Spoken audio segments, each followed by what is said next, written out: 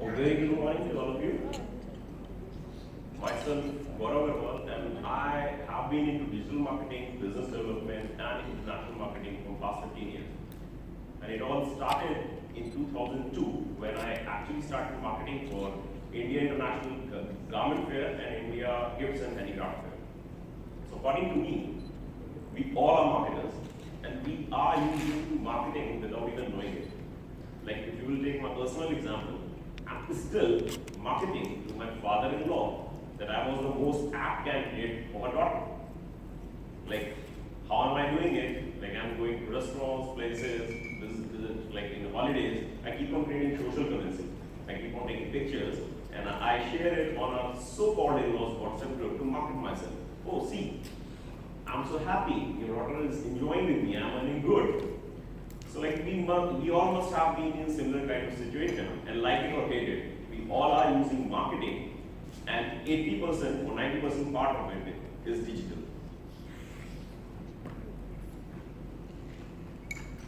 So I would like to establish this theory with a recent experience which I encountered in Bahrain. I went to a shisha lounge and there I saw one guy making thick clouds of smoke out of one small machine which was called vaping machine. So I was like curious, I went up to him, I asked him like, from where did you actually bought this machine? That guy asked for my Instagram ID and he immediately connected me to the seller.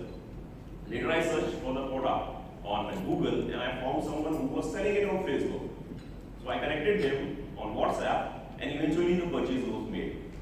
So the whole point of stating this story is that in this customer journey, the actual purchase was being made and the ratio of actual versus digital was 20-80. 80% part was digital. So this is the whole point. Like in any SME, if you know that what is the percentage of actual versus digital, then creating a predictable digital marketing plan is not easy. And this is like, I think a lot of SMEs are struggling with. Coming on to the company, easybuy.com, for which I worked for nearly 1.5 years. When I joined the company, it was really into bad shape. They were actually selling anything and everything under the cloud. They were selling electronics, they were selling fashion, they were selling home appliances, kitchen tools, they were even selling Chinese goods. So they didn't have an idea. Now they are converged and they are just selling home appliances and kitchen tools. Now, how did this happen? I'll just explain it. So when I joined the company, I did go through the auditing process. Auditing of actually the analytics which they were using, then the marketing channels which they used for their marketing, and then the business model. I mean the categories and products they were propagating on the digital marketing channels. So to analyze the data, you need to have correct data.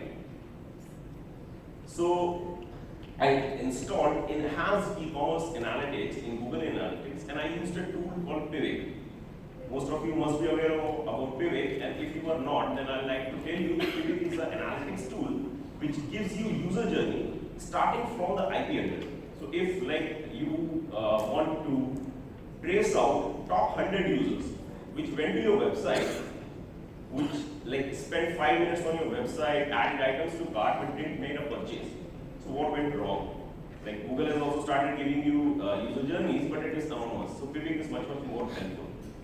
On the marketing channels part, the ratio was like 80-20. They were spending like 80% of their marketing budget on display marketing ads.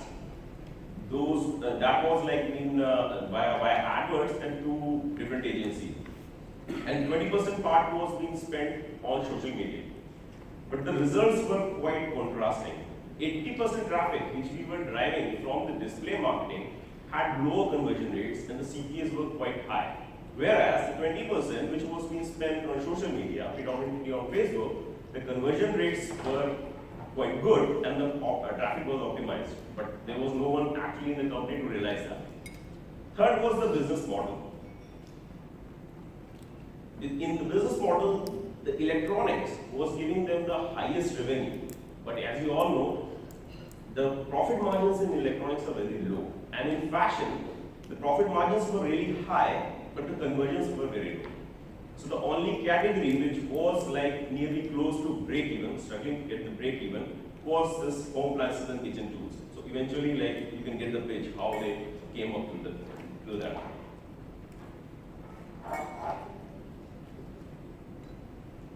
Now I'll talk about the digital marketing channels which gave EasyBuy approximately 230% growth in 1.5 years. And how did I make it happen? I'll just describe it. Like those three channels are social media marketing. Predominantly it was Facebook. We tried a lot of ads on Instagram also, but 95% the output was from the Facebook itself. Then it's search engine optimization. Everyone knows it. Search engine optimization is still sustaining and giving like good organic traffic, and a good optimized traffic is coming out of it. And then search engine marketing ads. In this, we are doing it via AdWords. I would also like to highlight dynamic display product marketing, and I'll come back to it.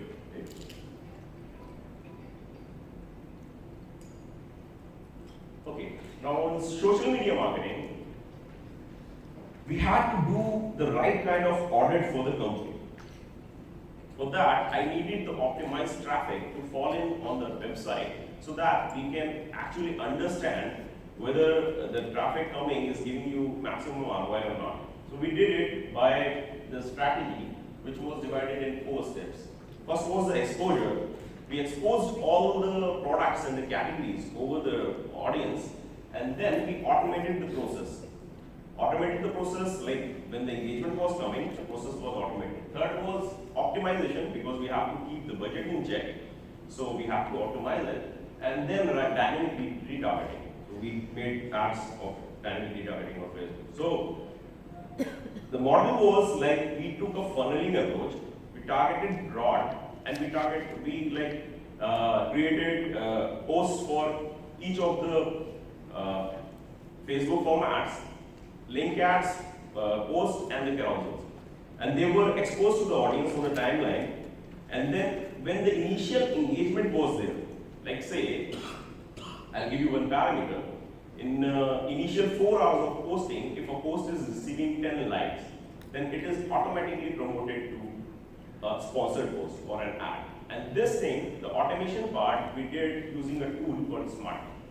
So Smartly was the most powerful tool in which, like, we took these kind of parameters and we automated the process of creating posts to ads. And this was really beneficial. Now the posting is being done and the ads are being created. What next? Next is the keeping budget in check. Like you have to optimize your whole model. Then the same was conducted through Smartly. We created optimization strategies for that. Now the good part is, using Smartly, you can optimize using the Facebook parameters, the data and analytics you're getting in Facebook, plus from Google Analytics also. So you can combine both the parameters on the same platform. The parameters were like, say an ad is running and X amount of budget is being consumed and you have not got any sales. So the ad will automatically stop. Or else it will run for next 4 to 5 days and you can extend it as per your requirement. Or say X amount of budget is being given and the CPA, cost of sales, is not equal to Y, then the ad will stop. So like this, what we did, we kept the budget in check and the overspend was not there. And CPAs, we were able to control the CPAs to our objective and gradually bring it down. Fourth was dynamic retargeting. So when search engine optimization. Okay, search engine optimization in EasyBuy was not very easy, actually, because like we conducted it in 5 stages: audit and removal of penalization. I'll come up to that, and the on-page optimization, creating and contacting the bloggers. This was the challenging part. Then again, the creating content and packaging is something common. So the domain of EasyBuy was penalized. It was being registered by a Chinese company 5 years back, and their practices on the domain led the domain into penalization. And we made a rigorous plan of 3 months by which we were able to whitelist the domain. After that, the parallel on-page optimization was going on. But in UAE, if you all are aware that rankings of UAE are majorly influenced by rankings of India, US and UK. So keeping that in mind, I curated a network of 100 bloggers. That was like something, that was the hard work. After curating the network of 100 bloggers, I was able to publish easy buy articles according to the categories, like 40 articles in the span of 4 months and approximately 3 press releases. So this was targeted on top 60 keywords, and we were able to achieve our target, and the easy buy started to gain the momentum and organic traffic started to fall in, which is still ranking. Like you guys can pull your mobiles and can search for the term easy online shopping UAE, and you will see easy buy on the top. So this is still sustaining and is still giving us a good amount of traffic. Search engine marketing. We have the minimum allocation of budget in search engine marketing. We are running just the brand keywords, and so that if someone is searching for easy buy for misspelled keywords, then they are not actually missing the train. The thing which I want to highlight, which is something new which I did, was dynamic retargeting display ads in using Google. Like if you all know that Google Merchant Center, which is present in India, UK and US, is not present in UAE. So technically, you cannot run display product remarketing ads in UAE. A lot of third-party companies like AdWords, Video are doing it, but the CPCs are quite high and the conversion rates are quite low. So if like you are not having decent amount of profit margins, you will be losing your advertisement spend. So I did it using AdWords Business Data Center. Actually, you can like create your product feeds or service feeds and you can upload it on the Business Data Center. And I created the ads using the simple product title and price, simple things, and creating the ads using the standard templates of Google. And that gave us incremental results. The budget, comparing the amount of budget which we spent on that whole model, we got 4% increase in this overall sales, which was quite good. Like if we will consider the brand equity and view-through conversions, then this thing was like, the percentage was quite higher. But overall, the 4% was quite a decent thing. So I will like to conclude myself, like we can go for live question and answers, but if you want to connect with me and want to ask more questions or we can have a healthy discussion, you can search for me as the most powerful digital marketing person. So if you will go, you will pull your mobiles right now, you can search the most powerful digital marketing person and a blog will rank on the first. Obviously this I have done from my own personal brand equity. So my social profiles are connected on the blog. You can put in your questions. You can just say hi to me, or you can connect me on LinkedIn, and I'll be there. I'll be happy to help you. So if there are any questions, I'll be happy to answer. Thanks a lot, Gaurav, for this amazing presentation. Thank you. Basically, I guess we have lots of questions, so I will try to go through them quickly. First, in terms of Facebook marketing for optimization, how do we ensure that your ads are targeted at the right people? Targeted to the right people. Okay. For this, my background is from India, and in India the market is very huge. So if you are targeting, you don't keep that kind of funneling approach. You can do the segmentation because the audience size is quite high. But in UAE, Bahrain, Qatar, or in Middle East, the audience size is quite small. So if you will squeeze it at the start, then you won't be getting results. And this is the mistake which a lot of SMEs are doing. You start with a broad audience. Keep it open. Keep it open to all ages, all segments, all interests, and do the funneling approach. Keep the budgets low and start with the stats which you are getting. You will be collecting data on Facebook, you will be collecting data on Google Analytics, and then the data will guide you which is your right audience, and you will automatically be directed towards that. And Facebook algorithms are very, very good. Like if you work with them, then the algorithms will decide with your objective. Like if you want lead generation, if you want like say, conversions on your website, when the data starts to collect with the pixels, it automatically targets your ads to the right people. So this is my answer. Take the funneling approach and let the data guide. Don't go by any gut feeling or any thumbs rule of this is not existing. Okay, basically, I guess I have too many questions, but most of them are going into deep technical discussion about how to set up budgeting, what is the percentage of bidding. So, Budgeting part I can answer right now. Where is the question? basically, there are several questions. So, some question is which bidding is better to start any campaign? Is it CPA or CPM? Okay. For the bidding part, it altogether depends on your industry which you are targeting. The business model should be right. Like if you are targeting for clicks, then go for link clicks.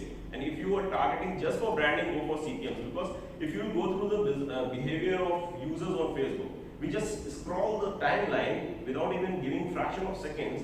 And if a liker is there who just likes to like, he will just like it on the links. Like what I do is, whenever I'm in an industry, I have to follow all the ads of the parallel guys who are running it. So what I do is I like all the ads. So they keep on coming on my timeline. So my target is not to go in the ad or give them some business. I'm just, just following them. So I'll just like them.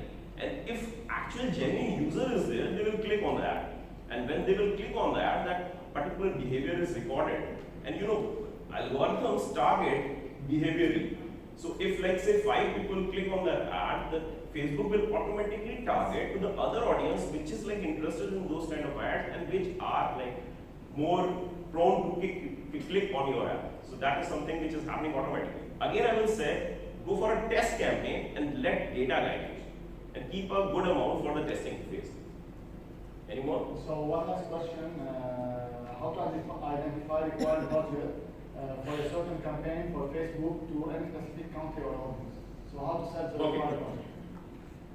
If you are going for lead generation or for conversion or for sales, then go for a little bigger amount of budget. If you are just going for impressions or say engagement or likes or say like clicks, start with a small amount of budget because there are a lot of marketers. Facebook or any algorithm is like share market. The more marketers are coming in, the more bid prices are going high. So I have seen it through my journey that prices go high as the competition increases. This happens in every industry. So when you have to test your particular objective, go by the objective. Like if you suppose you want to do some lead generation, then whenever you are creating an ad, there is a suggestion panel given by Facebook. It will suggest you that this is the bid, this is the right amount, which actually you have to pay to get that particular conversion. But you have to like bid 4 times above than the suggested amount. Then what will happen?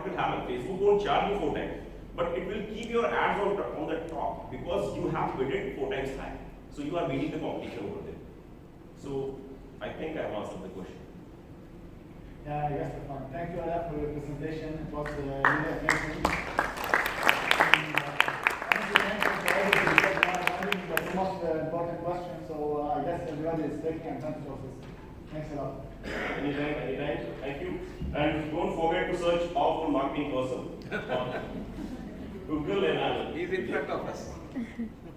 Anyway, just to add one more thing, basically, as I was saying, the most important part is